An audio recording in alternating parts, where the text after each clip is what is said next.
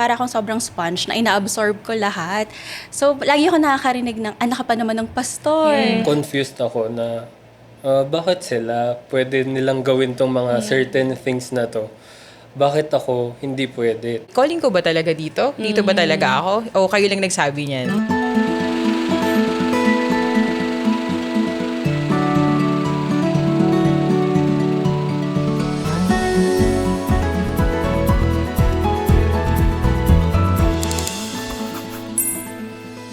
Being a pastor's kid, some call it a place of privilege. Others call it a place of pressure. It's like growing up in a glass house where everyone looks at you. Everyone expects something from you. I know, because I am one of them. Ako po mismo, anak ng pastor. Ang pagiging anak ba ng pastor ay isang blessing or burden? What happens when the pastor's son or daughter becomes the one God calls by name? This is Just Jovi, a podcast where every story matters, every season has purpose, and every truth is seen through the lens of Scripture. Ikaw ba, lumaki kang parang laging may nakatingin sa'yo? Whether your last name is on the church newsfeed or not, this podcast is for you. This is episode 2, The Pastor's Kids. Being a pastor's kid means you have front row access in ministry life even before you can walk or talk.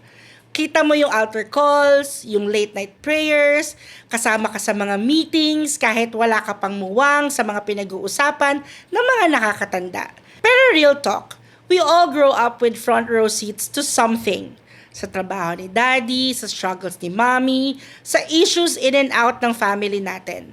So today, let's welcome 3 young people who grew up literally and figuratively inside the church with first-hand experiences in ministry life, which gives them a deeper understanding of God's work in the world.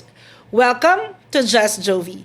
Brother Chel, Asi, Sister Jeline Calong, and Sister Jath Kasimpoy. Hello, welcome naman po. Hello po. Welcome, ayan. Siyempre, anak Hello. ni Pastor Adi and Pastora Julie, anak ni Pastor Noel at Sister Janet, anak ni Pastor Jerome at Sister Beng. O yan. I am so excited for this episode kasi gusto kong, nag-enjoy ako na to talk about it bilang ako din ay isang pastor's kid. So, tanong ko sa inyong lahat, so, growing up with your parents, of course, anong normal na nangyayari sa bahay nyo growing up na na-realize nyo na hindi pala yun normal sa ibang tao? Sige, Jeline, ikaw muna. Siguro yung isa po, yung si Daddy, si Pastor Jerome. Kapag kumakain po kami, para po siya nagpe-preach. Opo, yung sinishare niya. Pag nag-share lang siya, pero meron na siyang parang outline. Ganun. Ah, talaga? May mga ganun na share na po siya. Habang kumakain? Habang kumakain po Oh, kami. wow. Opo, nag-enjoy naman kami. Pero parang siguro dahil pastor siya. Sa akala mo normal na gano'n? Normal na Opo. gano'n. Siguro yung sa iba kasi tahimik lang yung mga father nila or iba yung talaga. pinag-uusapan nila. Pero pag si Daddy po, may halo may church, may nation, oo gano'n. nga, diba? Opo. Kayo, Chel, may gano'n kayo? Meron din po, Pas. Hindi kami kumakain ng sabay-sabay lagi. Kasi may ibang kanya-kanyang lakad, yung si Mami, si Daddy, ayun. Kayo, Jath? Sa amin naman, Pas, laging walang tao sa bahay. Parang sleeping quarters lang yung bahay. Tapos, bale na lagi kami nakila tita. So, yung school service namin, lagi pa silang itatext kung saan kami ihahatid. So, most of- nakalagak kayo. Ganun. Yes, parang susunduin na lang kami, tulog na kami. Oh. Tapos gigising kami, pasok ng school. Tapos uuwi ulit kami sa bahay ng tita ko. So, Okay. Yun yung usual. So parang hindi kayo nakatira sa inyo. Parang pagdating nyo sa inyo, tulugan na. True. Tapos magigising kayo na sa ibang Opo. na kayo. Wow, grabe. Ako siguro, yung pare-pareho siguro tayo kasi parang palagi silang wala. So parang, I remember nung, syempre growing up, but not naman baby, pero as in child, siguro toddler, ganyan. Di ba may TV show? So ngayon, nakikita ko doon sila mami at daddy. Di ba yung TV noon, yung malaki pa, yung pa. Tapos, akala ko nandun talaga sila sa loob. So, yakapin ko sila na, mami, daddy, ganyan. So, akala ko parang normal yon na nandun may tao at nandun sila sa loob. Ako naniniwala na ang pagiging pastor's kid ay privilege and responsibility, no? So merong joys and sacrifices. Sa joys muna tayo. What do you like about being a pastor's kid? Si Jath, kasi si Pastor Noel ay 33 years na I think na pastor, no?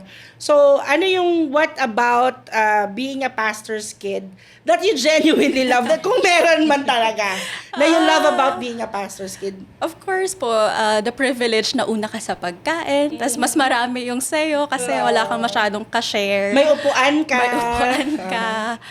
Siguro po, on a more serious note naman, yung lagi kang included sa prayer request ng mga tao. I love that too. Yeah, I believe a lot of circumstances in my life past na siguro kung walang nananalangin sa akin ng mga panahon na yon, siguro I don't know I totally agree.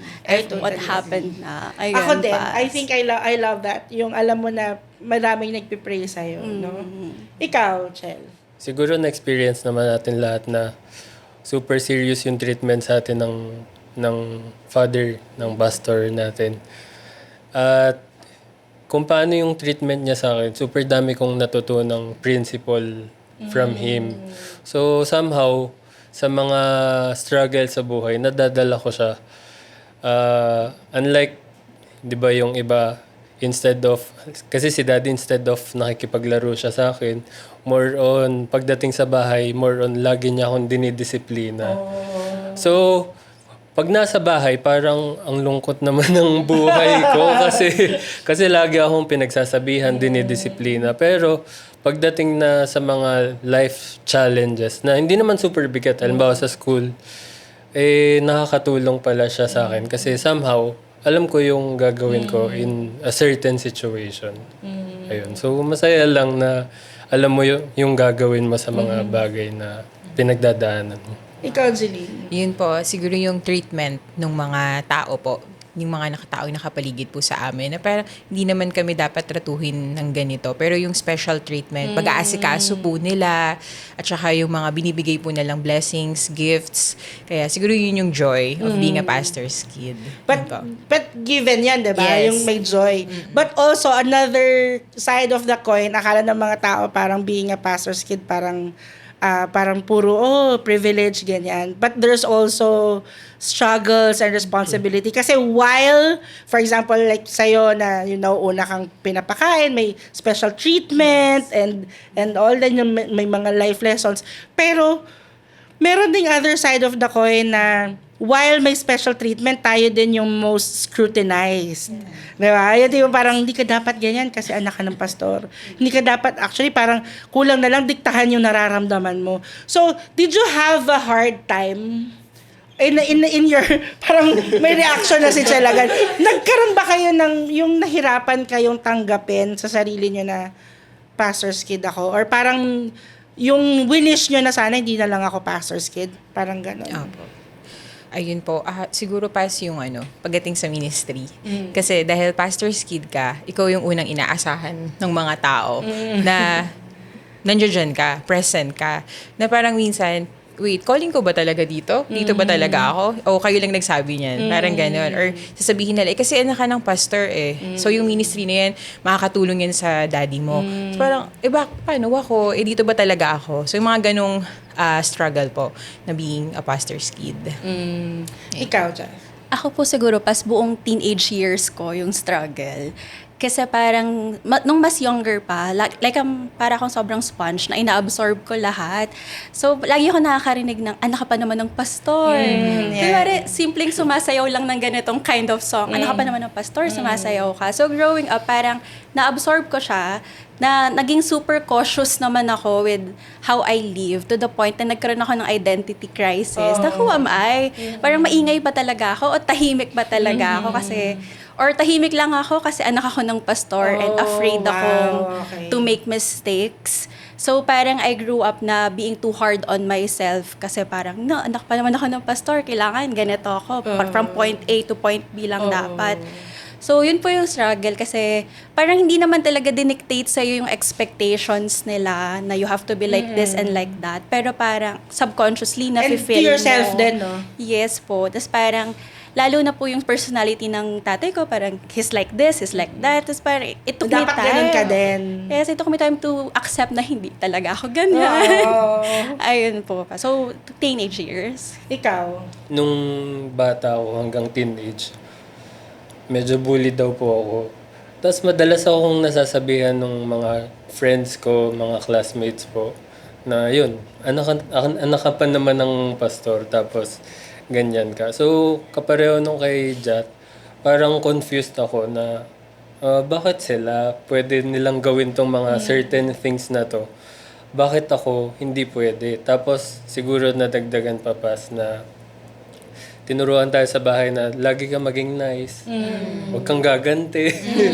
Ganon. So pag parang inaaway ako or sinasabihan ako ng Pero ganon. lahat tayo nag-agree, no? Wala Na, akong- oh, dapat ganito ka. Wala po akong magawa kundi okay, tahimik na lang ako kasi anak pala ako ng pastor. Ganon. Ayun. So super struggle talaga na nagkaroon pa ako pas ng parang social anxiety. Kasi hindi ko alam kung paano mag-act kapag kaharap ko na yung mga tao. Kaya minsan nasasabihan ako ni mami na pag sa harap ng mga churchmates or hinarap ako sa mga ibang tao na bakit ka ganyan? Parang hindi ka makabasag pinggan. Kasi sa isip ko doon na baka may magawa akong mali na hindi nila magustuhan. Tumatak sa akin yung anak ka pa naman ng pastor. So, during that time, very challenging siya for me. Wow, totoo yan. Alam mo, thank you for sharing that, ha. We saw na yung picture of a pastor's kids kasi having the privilege of knowing the Lord from a very young age. So talagang spiritual inheritance nga ang tawag, di ba? It is also a gift and it's nice to hold, but it's fragile and sometimes it weighs too much din, di ba? So katulad ng mga napag-usapan natin, talagang talagang both a privilege and a responsibility. So when was the time na na-realize nyo na ito na yon, yung I'm really called to be a pastor's kid, or parang na-embrace nyo na yung pagiging pastor's kid? Meron bang ganun? Kasi like for example, ako din nag-struggle din ako for a long time. Parang I think I spent a hefty amount of time in my life na confused din ako na parang yung I want to belong but I don't want to be associated. Yung parang gano'n na experience. Yung parang gusto mo family kayo but also at the same time ayokong laging parang anak lang kasi papakilala ka na bilang anak ni Brother Eddie yan. Yung gano'n, 'di ba? Yung hindi ka maipapakilala as for example as Jath. Hindi, papakilala ka na, anak ni Pastor Noel yan. Anak ni Pastor Joel, anak ni Pastor... Parang ganon. Tapos, there was a time na parang, ganon na lang ba ako lagi ipapakilala? Anak ni Brother Eddie yan. Tapos dumating din sa time na parang, I want to be like everyone else. But I don't want to be like everyone else. Yung parang ganon. Yung confusing. So, pero, there was a time talaga na, nung parang na-realize mo na, hindi, calling ko na to, yayakapin ko na siya. Meron bang ganong sitwasyon? Or parang nag-grow ka na lang through it? Parang ganon. Chel, meron bang ganon? For me, pas siguro nung may time kasi sa pagiging anak ng pastor na parang gusto kong kumawala sa family. totoo Gusto yan. kong lumabas sa mundo.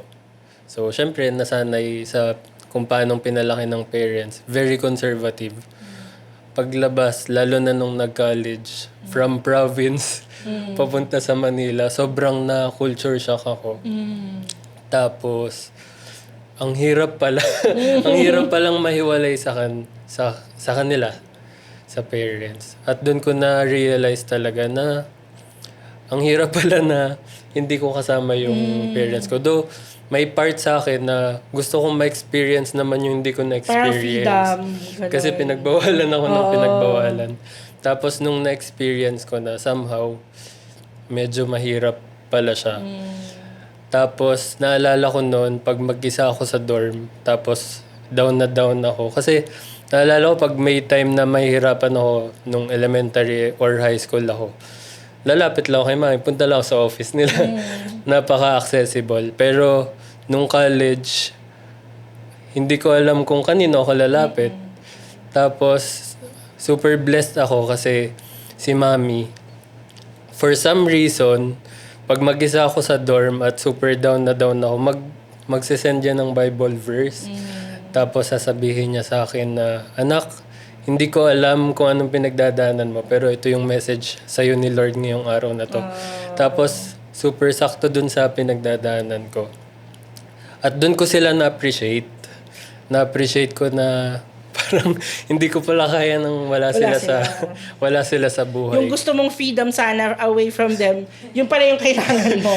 Nung nagkaroon ako ng freedom, bigla ko silang hinanap-hanap na kailangan ko pala yung tulong nila, kailangan ko yung pag-mentor nila, especially kapag lumabas na sa real world.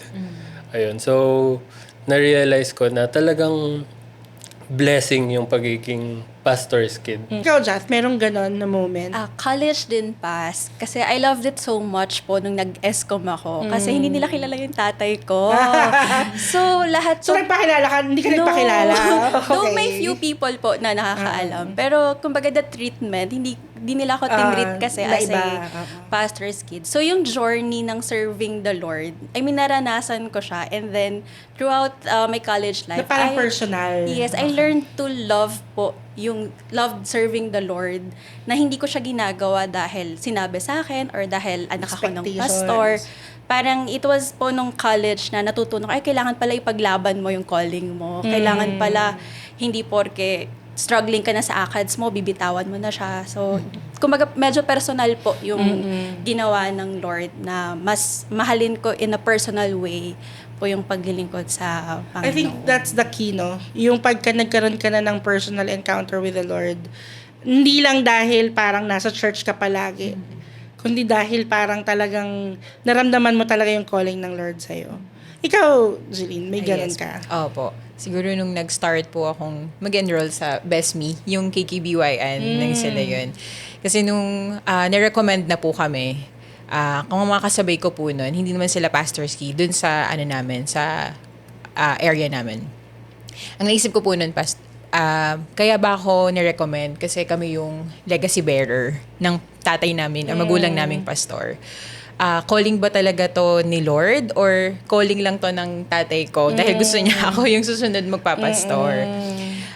Ganun po. So, ano lang naman po ako, sumunod lang muna ako. Sige, sunod lang. Nung nandun na po sa orientation, yung may interview part, ganyan. Tapos hindi alam kung sino yung pastor na mag-i-interview. Nung nandun na po ako, tapos sinanong na po ako, ang nag-interview po sa akin ng si Pastora Cora Tabukal. Tinanong niya, bakit ka nandito sa Best Me? Tapos, ang nasagot ko na po, ang na-realize ko na, kasi kailangan po ni Daddy ng tulong sa ministry. Doon ko po nakita na kahit nung una, yun yung struggle ko bilang pastor's kid.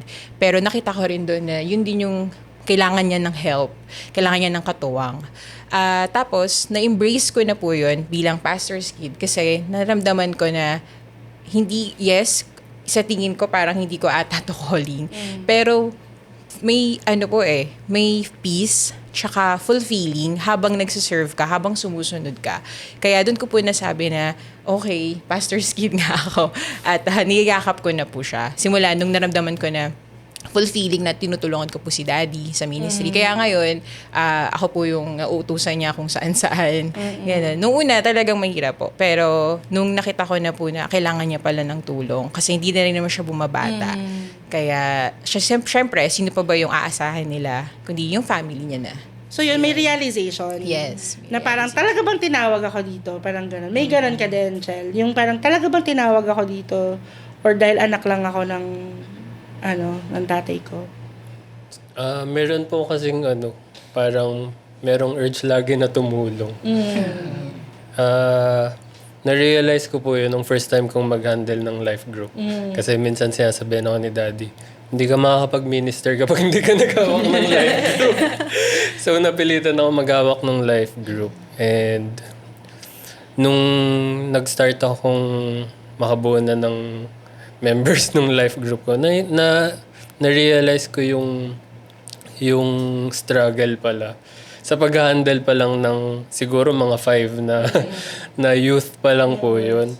Tapos, nakita ko yung how much more kung buong church yung hawak mo. At nagkaroon po ako ng parang urge na talagang gusto ko pong tumulong sa aking father as a pastor. Not me as a pastor. Pero kung ano yung pwede kong mai-support sa ministry para makagaan lang dun sa burden na dinadala niya sa ministry, nagkaroon ng willingness sa aking puso na talagang yayakapin ko yung pagiging pastor's kid. Ang maganda lang kasi is yung when you realize na nagsiserve ka sa Lord, hindi lang dahil anak ka ng pastor. Nagsiserve ka sa Lord kasi tinawag ka din. Alam mo na tinawag ka din. And I think one of the things din na siguro masasabi ko naman, just to share din na parang alam ko na tinawag ako ni Lord, na in-embrace ko yung pagiging anak ng pastor. Kasi before nga parang parang I wanted to belong but I don't want to be associated, parang ganon. Kasi nga alam ko na anak ni Brother Eddie, parang ganon. Pero nung time na realize ko na kaya na yung pagiging anak ko ng pastor ay calling din talaga. Yung hindi lang siya basta parang yung to be there for our parents. To be there na to help them, to support them. I mean, not just being just a pastor, pero yung maging support system ka ng parents mo because you also met the Lord na they serve. Parang ganon. Yes. So that's the time na you embrace it. It will only be a burden to you kapag inisip mo it's about you. So you don't have to do everything to please people. You will only think now, will this please my God? As pastor's kid, namimiss natin yung parents natin ng mga na pastor. Sila rin, may mga na-miss din sila na moments with us. Yung time na dapat gusto niya tayo ang kasama. Pero sila, dun sila sa mission, may mga ginagampanan sila. Grabe yung sacrifices nila. Lahat gagawin nila. Iwan nila yung mga bagay-bagay na gusto nila just to follow Christ. Siyempre, hindi naman lahat maganda. Yes. You saw miracles, good things, but you also saw mess. So how did that shape you in the way you serve the Lord?